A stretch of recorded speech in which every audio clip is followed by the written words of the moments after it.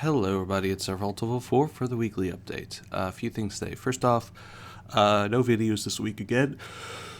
I might just extend that till after MagFest, because it is the first of the two final weeks of my semester, and I just want to be able to focus on the paper that I need to write this week, and we'll see after that. I'm sorry that I didn't end up streaming during my vacation. I actually decided to take a vacation and just chill and get other things done around that I'd been pushing off. So, yeah. Hanukkah's over. That ended the day after New Year's, so that was a nice holiday for us. I hope your New Year's going well, and Happy New Year. No matter how 2024 went, I hope that this coming year brings many, many good things for all of us. And yeah, just remember to keep yourself open for opportunity.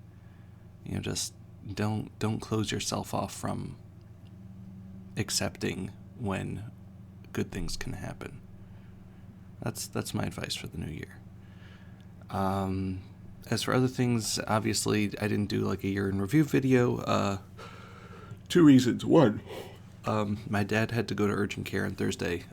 He's just got a really bad infection, and the weekend was basically just keeping an eye on him. So, that was the focus. And also, I was looking back at, I always go through my previous year's weekly updates, and I really didn't have much to say. Like, in terms of news, like, a lot of the news this year was not special. Like, I had a few highlights this year. I had my last oncology appointment. I was officially discharged as an oncology patient, which is obviously huge, and I was able to celebrate that. But other than that, I've just been doing schoolwork. I did 3 Let's Plays this year. I did the end of Bioshock 2, Final Fantasy VII Rebirth, and eventually Paranormal, and that was it. Which is crazy. I mean, it's crazy in terms of, like, my past things, but not crazy in terms of what I was able to do this year. Sorry, I just bumped my desk. So, yeah, I didn't have a lot of time for, like, other activities this year. It was really just focusing on that. Other than that, other highlights this year was the Lethal Company streams with Fury, Missei, and Luca. Those were very fun, and hopefully we'll be continuing those in the coming year after MagFest. Just might be at a different time because people's schedules changed. And as for other things, I guess I'll just do my top 10 games. I also didn't get a chance to play a lot of games this past year. Most of them, well, I guess 2 out of my top 10 were from Let's Plays I did, namely Final Fantasy VII and Paranormal. And the rest I just played really slowly over the course of the year. I even have a few games this year that are not on the list just because I got them but I didn't play it, like Mario Party Jamboree and Thousand Year Door. Yes, technically Thousand Year Door Remake is on the list, but it's at number 10. It's at the bottom because I actually haven't played it yet because I have been so busy with everything else. But yeah, so games that I played this year. These are games that not necessarily came out this year, but I played / beat this year. Final Fantasy VII Rebirth. Sorry. Paranormal, 7 Mysteries of Hanjo. Animal Well. I guess technically Lethal Company, although I think that started at the end of 2023. I'm not sure. The Somnium Files, and I'm still haven't finished Nirvana Initiative, but I did play a good chunk of that, but that's not going to make it to this list because I didn't finish it yet. Balatro, Astrobot, Dragon Quest Monsters, The Dark Prince, which I also didn't finish. Zelda Echoes of Wisdom, the Thousand Year Door Remake, which I didn't play yet. Luigi's Mansion 2 HD, which I own but I didn't play yet. And Mario & Luigi Brothership, which I did finish. So those are the games I played this year. Like, most of my time was probably playing mobile games like Ever Crisis, Final Fantasy VII Ever Crisis. And the TCG Pocket came out this year also, which was the thing. But yeah, so just for my top 10. These, again, aren't the games that I think are the best this year. These are the top 10 games that I played this year. Number 10, 10 to 1. So number 10, again, Thousand Year Door remake. I haven't played it. I watched my brother play it. I watched other people play it, and I know that I'll love it. It has to go up there because I know that I'll love that game. Next is Dragon Quest Monsters, because I did play a bunch of that, The Dark Prince, on Switch. So I did play a bunch of that, but I didn't finish it, which is why it's at number 9, but I love Dragon Quest Monsters, so it's there.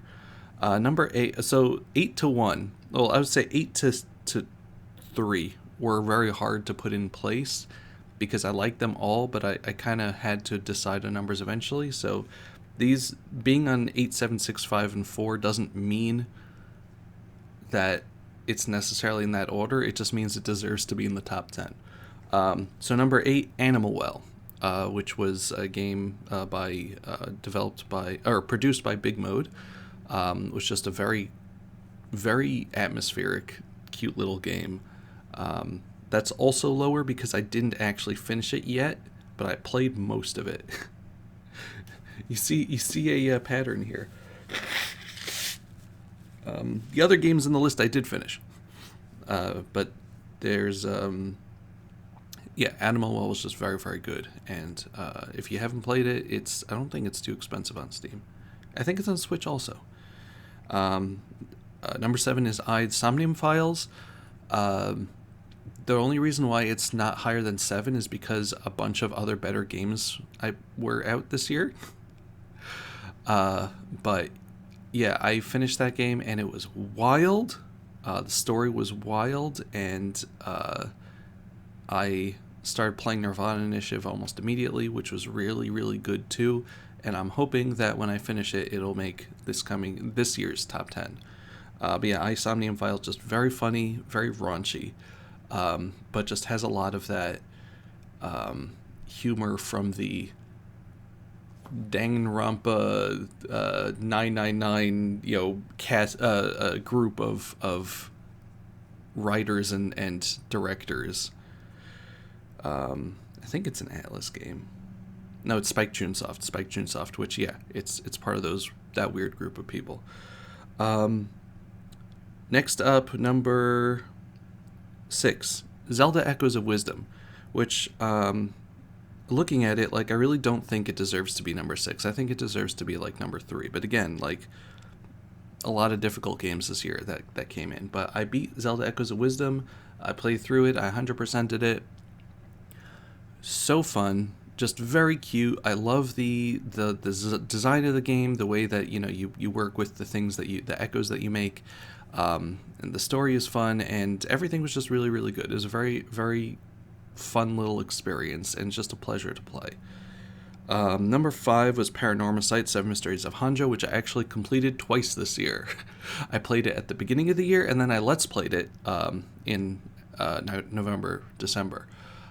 So yeah, I played it twice this year, which is probably why it's number 5 and not lower. Paranormal Sight, I'm not going to spoil what the game is. You should watch the Let's Play. If you don't want the game spoiled by the Let's Play, you should play it yourself, because, man, that game is wild. The story is just wild. It's a visual novel kind of thing, but you as the player just have a lot to do with the game, and that just makes it great. Next up, number 4 is Balatro, however you want to pronounce it. My brother got me hooked on this game. You play poker. It's a roguelike poker game with crazy elements to it, and it's just very fun trying to beat the game at its own game. So yeah, that's Balatro. That's why it's number 4, and there's a reason why it got a bunch of awards and nominations this year. Number 3, and I feel awful saying this, number 3 is Final Fantasy VII Rebirth. I love that game. It was fantastic. It was amazing. But it wasn't the best game that I played this year. And I feel terrible as a Final Fantasy VII fan wearing a Final Fantasy VII shirt saying that. But number 3 just means that it's one of the games I'm going to really remember this year. It doesn't say anything bad about this game. It's only good things. But yeah, that game was wild also, and just insanely fun to play. I enjoyed it. I enjoyed it throughout. But number 2 and number 1 were very, very difficult to decide which was which. Because both of them were games that just delighted me, made me happy, were just fun the whole time, and never really, made me angry. Just with some of the challenges in both of them, I just had a more of a drive to win. But number 2 was Mario & Luigi Brothership. And I'm sorry it's not number 1. Mario & Luigi Brothership is top 3 Mario & Luigi games for me. I like the original. It might be better than Partners in Time, I don't know, but at least it's there with those first 2. I couldn't get into Bowser's Inside Story. I couldn't get into Dream Team. I thought Paper Jam was great, but it's not top 3. And I'm probably even missing one now. I'm sure there's another one in there that I've actually completely forgotten, and that just goes to show with the Mario & Luigi games, which is sad because, again, the first game is the top for me. I just love it so much. But this game, I feel, had the charm that was slowly leaking out of the series in favor of being really repetitive. None of the areas in Brothership felt like they went on too long. The bosses were fun. The enemies and characters were all varied and great. The different power-ups you can get for yourself and the bros attacks are all very, very fun and references to past games, while also doing their own thing. And the battles never felt like they were getting annoying, which they felt like in some of the games. Even in Partners in Time, I felt like the bosses had way too much HP. The boss battles went on for way too long. I've said it before, and I'll say it again. I hate bosses that their only feature is being a damage sponge, because that's not fun. It's not fun to just do thousands of damage to some enemy that's not doing thousands of damage back to you. If it's, if it's a real fight like that, then maybe. But yeah, I don't like that. It's better if it's just a more concise challenge, as opposed to a drawn out, slog. But so it just didn't feel like that. But the characters were all fun. The graphics are great. It really felt like they were bringing back the charm of the characters that I felt was starting to fade away from the Mario & Luigi games. And it was just the music was great. The side quests were fun. The UI and everything, and the way that the islands were put out. And it's just good. It was fantastic. And if you haven't played it, I highly suggest it. If you got burnt out on Mario & Luigi, this really feels like it went back to old Mario & Luigi, especially because they took the stinking platforming out. Side-scrolling platforming. I didn't like that in Bowser's Inside Story. I didn't like that in Dream Team. It was bad. Also, they took out missable bros attacks, which drove me nuts. They're now story based again, which I think is more fun personally. Just to be able hey, you got to this point, you get it, yay. It's better to have equipment that's treasures to find as opposed to game-changing attacks, Anyway, so that's my number 2. I have a lot to say about it. Number 1, though, is Astrobot, which I know it won at the Game Awards, and a lot of people were upset because they're like, Astrobot, that's just a little bunch of references. And no, it's not. I played Astro's Playroom. I think it was Astro's Playroom. The tech demo for the PS5 that came with the system, which was really, really good. Like, for a tech demo, just really good. You got to use the DualSense controller, but also it just contained references upon references to past PlayStation, Sony history, which was great. And it all felt like it was made with love. And the same thing goes with Astrobot here. It's a lot more focused on the gameplay than the cute little references this time, in terms of the level design, except for certain levels which are built around certain PlayStation franchises, and you get to like be the main character in those franchises, which is amazing, and I love it. Like, you get to just feel the atmosphere there, and it's great. But each of the levels has its own shtick. Nothing repeats. The challenges are fun, and some of them are actually really challenging.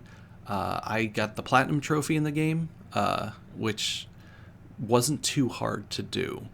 You just have to actually do everything, and also do like a few little secret things in some of the franchise levels. But like, the collectibles that you get are basically characters based on, various PlayStation games, first, second, and third party stuff. Although I don't think Final Fantasy was in there at all, which is weird. I wanted to see Cloud. He's an integral part of that, but Cloud wasn't in there, and I'm a little upset. But the characters that you find all just kind of sit around in the hub world doing something cute and interactable from their game, just like a little moving diorama that you can hit them and they do something else, and you can get like little things for them to give them more stuff there. But it's just cute to see all the stuff there and unlock more and more little pieces of history and game references and stuff. And just every level is a joy. Like I said with Mario and Luigi, everything, it was just a joy to play. It put a smile on my face every time I played it, because they put so much into it. And again, it makes full use of the DualSense controller with movement, with tactile functioning, with the little speaker on it, like giving you little tippy taps of his feet on different sounds of different things that you're walking on, and using that to solve puzzles, and the microphone to blow stuff. And it's just very, very, very involved, and you can again tell that there's a lot of love there. And once I beat it, I had to put it at my game of the year, because honestly, I wish more games were like that. Even if they're a short little adventure, I need something that you can really feel that the developers put all of their love into making it, and really just tried to take put as much as they can into it without overstuffing it, and just make it into a fun, cute little experience that makes you laugh or surprises you with some of the things that happen, or some of the power-ups you get, or things like that. It's just very, very, it was very fun. It was just very fun, very positive. So yeah, that's my game of the year. So yeah, let me know what your game of the year or games of the year were. Did you take a chance on a game this year and find yourself very rewarded by that chance that you take? What surprised you? What game surprised you this year? Or what game was your favorite this year? Tell me in the comments. And yeah, as for other things, I guess we have Blue Sky here. I did a thread of people saying positive things about the year, so I was happy that people actually responded to that for once.